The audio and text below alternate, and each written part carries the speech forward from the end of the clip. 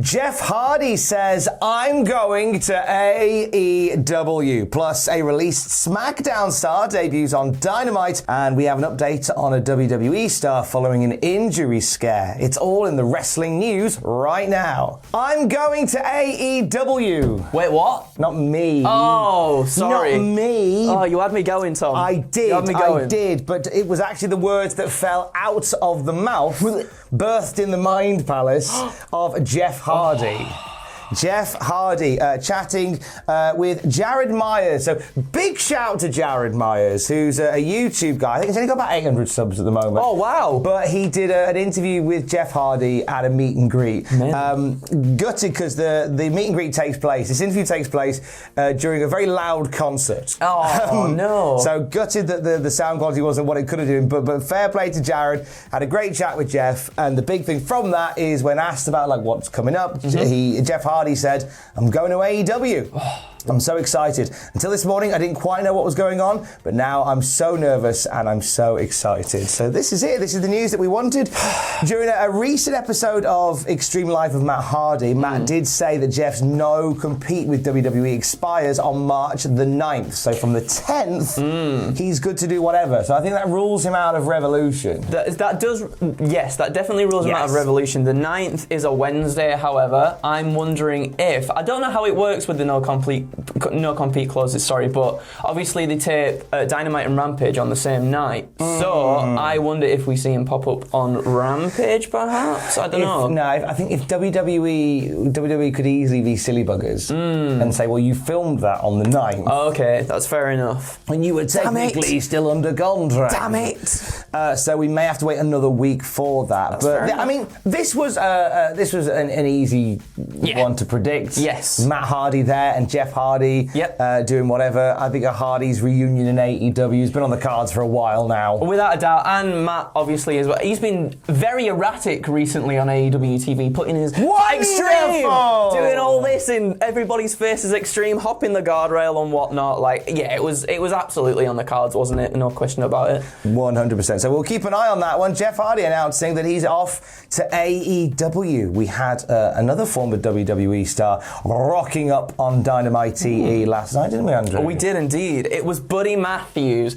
Big Buddy Matthews. So last night on Dynamite, after the Kings of the Black Throne defeated Death Triangle, Matthews appeared. It was a really good match. I like the ending of this. Penta covering the mouth of Malachi Black to stop the mist from coming out. Therefore, Malachi's like choking on the mist. That gives Penta a roll up. 1, 2, 3. That's the end of the match. And then Brody King beating up on everybody for a very, very long time. Malachi goes to get a shovel that Penta brought at the start of the match. Is about to hit Penta in the throat with the shovel, right? And then the lights go out. They come back up.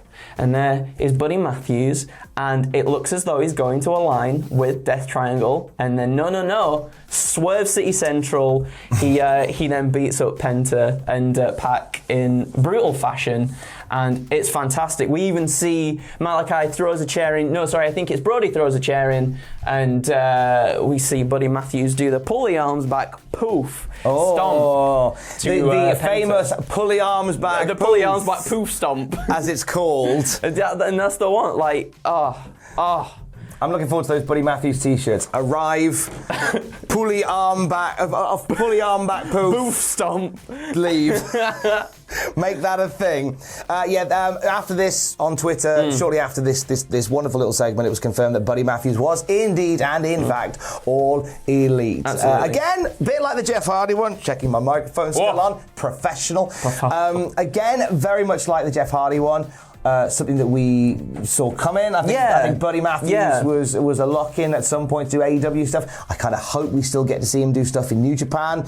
I labour this point every time we talk about Buddy Matthews, but I think he has just got such a beautiful style that would translate so well, not just in New Japan of America, where we have seen him doing this thing, but also New Japan of Japan. I completely agree. His style, I mean, obviously, the adrenaline's got to be pumping, right, when he comes into AEW, as he did last night. And it definitely was, because he was laying in those shots very hard and very fast. Like, his style is so perfect for the New Japan style. You are absolutely spot on with that. We've been asked to not mention adrenaline in anybody's soul when discussing AEW Dynamite right now.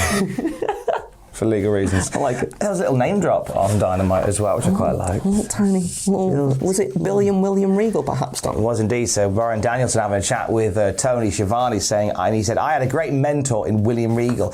He's hanging out with 2.0. Imagine what it would be like if he was training with someone like myself or training with someone like John Moxley. He would be at an entirely different level. Regal coming in to be part of all this nonsense. So the he that Danielson is talking about in this story is Daniel Garcia. We've seen Brian Danielson sort of approach certain wrestlers who have been under the tutelage of other people, being like, I want to see you bring out the violence. I want to see the violence that you're not quite getting under the tutelage of this other person. So in Daniel Garcia's case, we got 2.0 there. In Lee Moriarty's case, there was Matt Sydal as well. Like, there's just people in the way, and him to name drop William Regal, I'm like, imagine, Tom, right? Imagine if we get John Moxley, we get Brian Danielson, we get William Regal, and we have just this like dynasty of violence in AEW. Just like dynasty of violence. The dynasty of violence, right? Copyright that immediately. The old guard dynasty of violence. The old guard going up against the new guard, and I think Danielson's been doing a fantastic job of showcasing some of the younger talents recently as well, especially Lee Moriarty too. Like that match was very, very good, very, very good, and I think we're in for some really interesting stuff this year for AEW. I'm looking forward to it. Talking of violence and John Moxley, he's doing Bloodsport again, as confirmed. Yes. On GCW's Twitter, he'll be part of the show at the Collective, which is a fairground park in Dallas. They're GCW running their series of events in the run-up to WrestleMania, and he's going to be back at Bloodsport. No opponent yet announced, but Moxley plus Bloodsport always equals very yes. Always equals very yes. Not to mention, obviously, Moxley's the GCW champion as well, so I'd be excited to see if he puts his belt on the line. I actually never thought of that, whether or not he would have I'm trying to think whether we have had a GCW title defense at Josh Barnett's Bloodsport. I don't think we have. I don't think we have either. Think of one either. Talking of champions, backstage at Dynamite last night, Jonathan Gresham. Ooh, very exciting. The octopus was around. Squeezing through those little tight spaces like they do. Exactly. Just getting stuck in jars. Yeah. I see you, Jonathan Gresham. That's why we didn't see him last night. He was stuck in a jar. He was stuck in a jar. Oh, Jonathan. Bless him. Yeah, and you're right, as you say that, because this came down from PW Insider a few hours before Dynamite started, and Gresham has been backstage a few times at Dynamite, but with him doing so many other shows, obviously he's been announced for Progress here in the UK. He's been doing stuff on Impact. He's been doing stuff. I believe he's got quite a few things booked at Indies up and down the country, like really representing Ring of Honor. And I'm really glad that this is the way that it's gone for Gresham, because when Gresham had that main event of Final Battle, I think it might have been you and I that were sat here, and I said I love the idea of Gresham winning the title, and then during the downtime of Ring of Honor just hitting the Indies and representing, and he's the absolutely the right spokesman for it. Oh, without a doubt. And then there's so many dream matches in AEW though as well, that we can see him just go head to head with so many different people. Even like, oh my God, imagine Brian Danielson.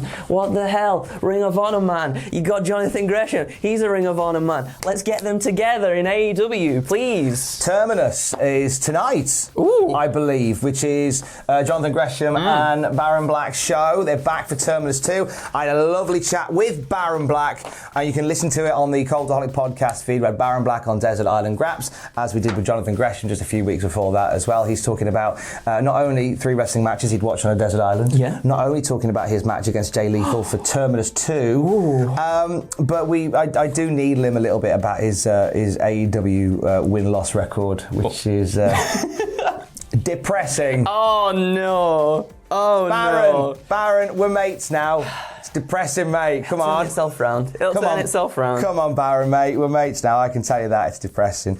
Some good news from the SmackDown side of things. So, I mean, I was away for Elimination Chamber, but I have caught up. Yes. And, Madcap Moss landed on his head. The man, let's forget about the Jeddah Superdome at the moment being like the biggest concrete dome in the world, because Madcap Moss has indeed got the biggest concrete dome in the world. He's been cleared for action, Tom. PW Insider and Fightful reporting that he has been cleared for action after passing a series of medical tests, and that's the best thing to hear, because, oh my God, after taking a spike like that, he got up and still continued the match, and absolute props to Happy Corbin as well, pulling him out of the ring at one point, because I think Happy Corbin was very genuinely concerned about his friend, and I don't think Drew McIntyre might have realised what happened to start with. So before McIntyre can get a little bit more offence on Madcap Moss, Happy Corbin rolled him out the ring and kind of checking in on him, and yeah, I'm just very, very, very, very happy he's fine. Because, like, kudos to the man. He got up, like, after 10 seconds and kept going. He kept going, and I was like, this has got to end, right? That looked insanely bad, but props to Madcap Moss and everybody in the ring as well for doing what they could do after something as scary as that. If Steve Austin is indeed coming back for WrestleMania, do not face Madcap Moss. Don't do it. Because a stunner is ineffective. It had no impact on Madcap Moss. More news throughout the day at Cultaholic.com. Until then, keys. Love you, bye.